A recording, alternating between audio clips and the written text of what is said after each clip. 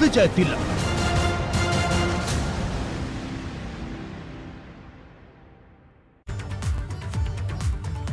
नमस्कार, बहुत स्वागत है आपका एबीपी गंगा में। मैं हूं आपके साथ प्राची पाराशर। प्रदेश एट 360 की शुरुआत करेंगे और सबसे पहले बात करेंगे भाजपा मिशन 2022 को फतह करने के लिए जुट गई है। केंद्रीय मंत्री और यूपी भाजपा के चुनावी प्रभारी धर्मेंद्र प्रधान ने मुरादाबाद और रामपुर जिले की 11 विधानसभा सीटों पर चुनावी तैयारियों को लेकर अहम बैठक की, जिसमें यूपी भाजपा के उपाध्यक्ष सतपाल सिंह सैनी और यूपी सरकार के 2 मंत्रियों समेत करीब 25 नेता शामिल हुए।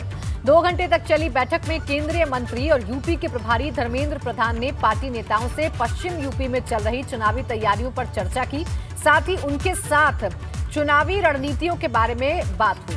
बैठक में मोदी सरकार और योगी सरकार की जन कल्याणकारी योजनाओं का फीडबैक लिया गया। खासकर पश्चिमी यूपी में गन्ना किसानों की समस्याओं पर बात की गई। धर्मेंद्र प्रधान ने लखीमपुर घटना पर कहा कि सरकार कानून के हिसाब से काम कर रही है और भाजपा यूपी और देश में कानून का राज चाहती है। प्रजातंत्र में हम सभी विषयों को ध्यान देनी चाहिए। जनता जनमत सबसे ऊपर है, जनमत सबसे ऊपर है। हमें जनमत पे भरोसा है, कानून उसकी रास्ता में जाएगी। हम यूपी में देश में कानून की राज चलाते हैं। इन दिनों में देश में और भी कुछ प्रांतों में कुछ घटना हुए हैं, राजस्थान में भी हुए हैं। कुछ आंदोलन के नाम पे बर्बरता की भी विषय सामने आई है। जो प्रदेश के मुख्यमंत्री कहीं कुछ करते हैं, उनकी प्रदेश की हालत भी आप लोगों के माध्यम से देश दिख रहा है। कानून की राज होनी चाहिए। यूपी भाजपा प्रभारी और केंद्रीय मंत्री धर्मेंद्र प्रधान ने राहुल गांधी को कांग्रेस अध्यक्ष बनाने के सवाल पर कहा कि अभी तो उनकी मां ही तय कर नहीं पा रही हैं कि क्या करना है। अब ये पार्टी बची ही नहीं है, ये उनके घर का मामला है, एक जागीर है, सामंत शाही का प्रतीक है। ये तो घर की देखो, मां तय नहीं कर पा रही है क्या करना, और उनके घर के मामले। पार्टी थोड़ी बची है, एक जागीर है, सामंत शाही की ये प्रतीक है। अब देखो, जो पार्टी इतने लंबे तक देश की शासन किया, क्या उस पार्टी में कोई और योग्य नेता नहीं है कि उस परिवार से बाहर जाके किसको जिम्मेदारी दे? राष्ट्रीय लोकदल के अध्यक्ष जयंत चौधरी मिशन 2022 की तैयारियों में जी जान से जुटे हैं। पार्टी इस वक्त आशीर्वाद पथ यात्रा कर रही है। इसी सिलसिले में जयंत चौधरी सहारनपुर और गाजियाबाद में रैली को संबोधित उन्होंने किया। ये सहारनपुर और गाजियाबाद में आरएलडी के आशीर्वाद पथ यात्रा के दौरान जयंत चौधरी के पहुंचने और सभा को संबोधित करने की तस्वीरें हैं। जयंत ने यहां भाजपा सरकार पर जमकर निशाना साधा, साथ ही कहा कि यूपी में अब परिवर्तन का समय आ गया है। बहुत दर्दनाक घटना हुई है, लेकिन अभी भी उस परिवार को न्याय नहीं मिला। इस तरह से किसानों के साथ है हमारी सरकार, उनको किसानों को शहीद का दर्जा भी देगी और न्याय भी देगी। इधर अयोध्या पहुंचे उत्तराखंड के मुख्यमंत्री ने हनुमानगढ़ी और रामलला के दर्शन किए। उसके बाद सीएम पुष्कर सिंह धामी सरयू तट पर होने वाली आरती में भी शामिल हुए, जिसकी तस्वीरें इस वक्त आप अपने टेलीविजन स्क्रीन पर देख रहे हैं।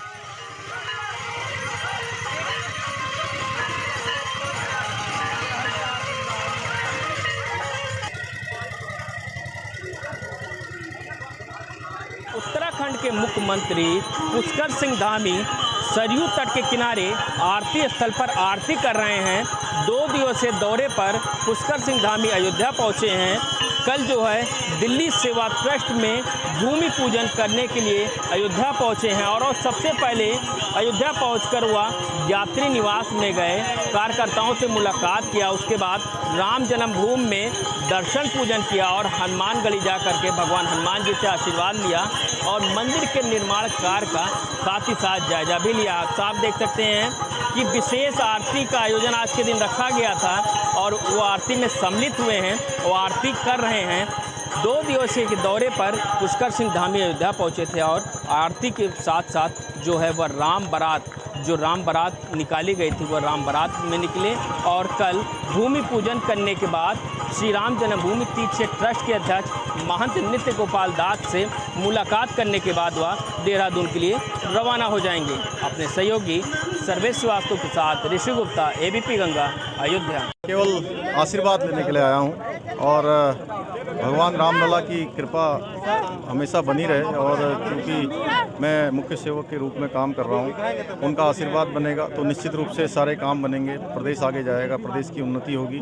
और आने वाले वर्षों में जैसे हमारे देश के प्रधानमंत्री जी का मानना है कि उत्तराखंड चूँकि 25 साल का जब होगा तो हर क्षेत्र में वो नंबर 1 का होगा। कल मुख्यमंत्री योगी आदित्यनाथ श्रावस्ती दौरे पर रहेंगे। इस दौरान सीएम 87 परियोजनाओं का शिलान्यास और लोकार्पण करेंगे। कार्यक्रम को सफल बनाने के लिए स्थानीय नेता जी जान से जुटे हुए हैं। सभी को मंच से लेकर गलियारे तक की जिम्मेदारी सौंपी जा रही है। वहीं सुरक्षा को देखते हुए पुलिस प्रशासन भी अलर्ट हो गया है। सुरक्षा के व्यापक इंतजाम किए जा रहे हैं। 25 अक्टूबर को पीएम मोदी के सिद्धार्थनगर दौरे से पहले सीएम योगी ने उनके आगमन की तैयारियों का जायजा लिया। सीएम ने प्रशासनिक अधिकारियों के साथ मेडिकल कॉलेज के अहम स्थानों का निरीक्षण किया। सीएम योगी ने कहा कि सिद्धार्थनगर मेडिकल कॉलेज का नाम माधव बाबू के नाम पर रखा जाएगा, जो जनसंघ से जुड़े थे और बाद में भाजपा के पहले प्रदेश अध्यक्ष रहे।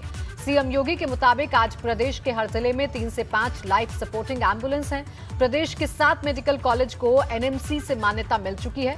वहीं इस साल 100 एडमिशन नीट की काउंसलिंग के जरिए होंगे। आपको बता दें कि पीएम मोदी सिद्धार्थनगर को मेडिकल कॉलेज की सौगात देंगे। साथ ही पीएम यहीं से 7 दूसरे नवनिर्मित मेडिकल कॉलेज का वर्चुअली लोकार्पण भी करेंगे। हेल्थ इंफ्रास्ट्रक्चर के लिए जो कार्य हुआ, प्रधानमंत्री स्वास्थ्य सुरक्षा योजना के अंतर्गत मेडिकल कॉलेजेस की श्रृंखला, पहले केवल पूर्वी उत्तर प्रदेश में गोरखपुर के बियाड़ी मेडिकल कॉलेज एकमात्र मेडिकल कॉलेज था। आज गोरखपुर में एम्स लगभग बनकर के तैयार है। अगले 1-1.5 महीने के अंदर प्रधानमंत्री जी के ही करकमलों से उसका उद्घाटन भी होगा। लेकिन मेडिकल कॉलेज की एक लंबी श्रृंखला खड़ी हुई है। कानपुर में 18 अक्टूबर को पूर्व सांसद स्वर्गीय चौधरी हरमोहन सिंह यादव का जन शताब्दी वर्ष समारोह मनाया जाएगा। कार्यक्रम में सीएम योगी मुख्य अतिथि के तौर पर शामिल होंगे। कार्यक्रम में योगी के साथ भाजपा प्रदेश अध्यक्ष स्वतंत्र देव सिंह भी मौजूद रहेंगे। आपको बता दें कि चौधरी हरमोहन सिंह मुलायम सिंह के बेहद करीबी रहे हैं। बाकायदा जो कार्ड छपा है उसमें एक तरफ मुलायम तो दूसरी तरफ योगी आदित्यनाथ दिख रहे हैं।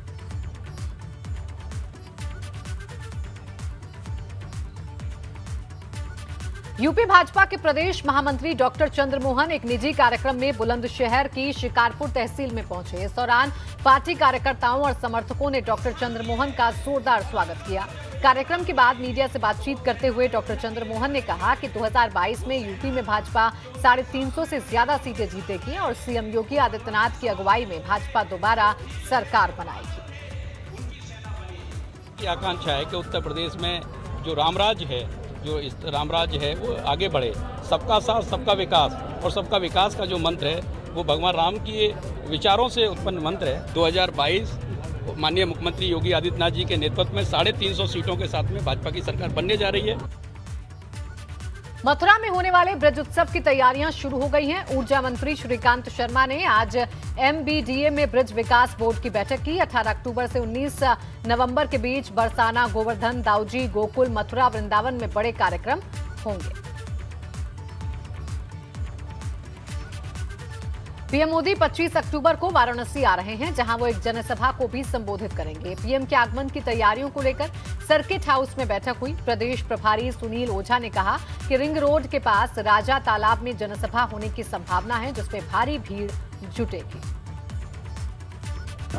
कल से विधानसभा वाइज हर विधानसभा में मोदी जी की जनसभा होनी है और कोविड प्रोटोकॉल के बाद पहली बार ये जनसभा में बहुत बड़ी संख्या एकत्रित करने के लिए सब कार्यकर्ता लगे हैं। इसके लिए बैठक थी। अमरोहा में कल किसान महापंचायत की तैयारियां पूरी हो गई हैं। भारतीय किसान यूनियन के राष्ट्रीय प्रवक्ता राकेश टिकैत इसमें शामिल होंगे। दावा ये किया जा रहा है कि इसमें 1 लाख से ज्यादा लोग पहुंचेंगे। ये महापंचायत अमरोहा के जोया मार्ग पर स्थित मैदान में संयुक्त किसान मोर्चा के आह्वान पर हो रही है।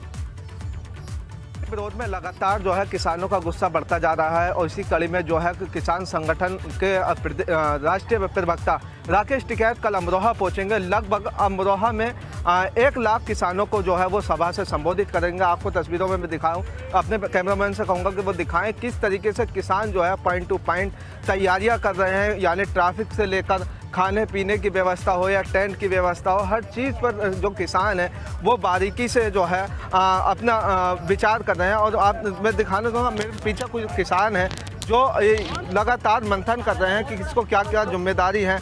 कल किसानों को जो युवा हैं उन्हें जिस तरीके का वॉलंटियर बनाना है, किस तरीके से जो है हर एक किसान कार्यकर्ताओं को अलग अलग जिम्मेदारी मिली है। हमारे 2022 तक जो है सरकार को मना कर रहेंगे, नहीं मानेगी तो उसकी रणनीति अगली बार तैयार की जाएगी। अफसर अली, एबीपी गंगा, अमरोहा।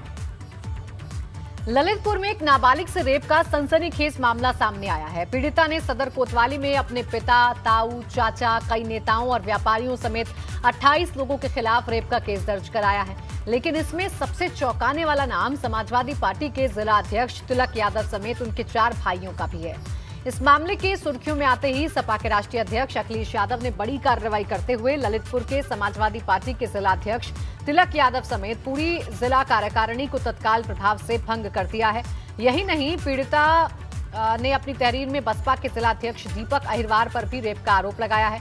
इस बीच पुलिस ने आरोपियों को पकड़ने के लिए 8 टीम गठित की हैं और अब तक जो 7 लोग गिरफ्तार किए गए हैं उसमें सपा के जिला अध्यक्ष रहे तिलक यादव और बसपा के जिला अध्यक्ष दीपक अहिरवार भी शामिल हैं।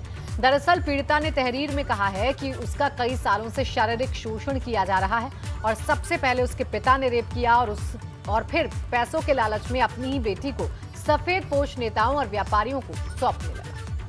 कोतवाली थाने में पंजीकृत एक मुकदमा हुआ है जिसमें कि एक नाबालिग द्वारा अपने साथ पिछले कई सालों से बड़े बलात्कार की सूचना दी गई थी।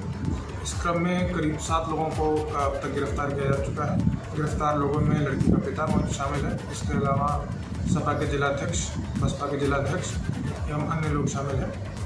पूरे प्रकरण में गिरफ्तारी करने के लिए 7 टीमें लगाई गई हैं। इसके अलावा झांसी एवं जालौन की भी 2 और 1 टीम इसमें लगी हुई है। गृह मंत्री से लेकर जो गृह सचिव हैं सभी से मेरी मांग है कि इसकी निष्पक्ष जांच कराएं, जिससे कि सत्य को, इस षड्यंत्र का उजागर हो जाए। हमने सुना है, मैं तो अभी मीटिंग में था और सुना है कि शायद 28 लोगों के खिलाफ मुकदमा है और जिसमें उस लड़की ने अपने पिता पर भी बलात्कार का आरोप लगाया। हम लोगों के साथ षड्यंत्र हो रहा है, षड्यंत्र रचाया जा रहा है। तो कभी हमारे क्योंकि वो अपने चाचा दादा के नाम नहीं जानती है, राजनीतिक दलों के नाम जानती है, ये गलत है। इस बीच ललितपुर रेप कांड पर यूपी सरकार के मंत्री सिद्धार्थनाथ सिंह ने कहा कि ये गंभीर मामला है, इसमें एसपी और बीएसपी के लोग लिप्त पाए गए हैं। इससे उनका चाल चरित्र और चेहरा सामने आता है। सिद्धार्थनाथ सिंह ने कहा कि जनता इसका जवाब देगी और कानून अपना काम करेगा। दुर्भाग्यपूर्ण है, कोई भी बलात्कार की घटना हो तो बहुत दुर्भाग्यपूर्ण होता है, लेकिन उसमें राजनीतिक पार्टी के लोग उसमें हों, जिसमें सपा और बसपा के दोनों भी पाए गए हैं, तो ये गंभीर विषय हो जाता है क्योंकि उनका चाल चरित्र चेहरा सामने आता है।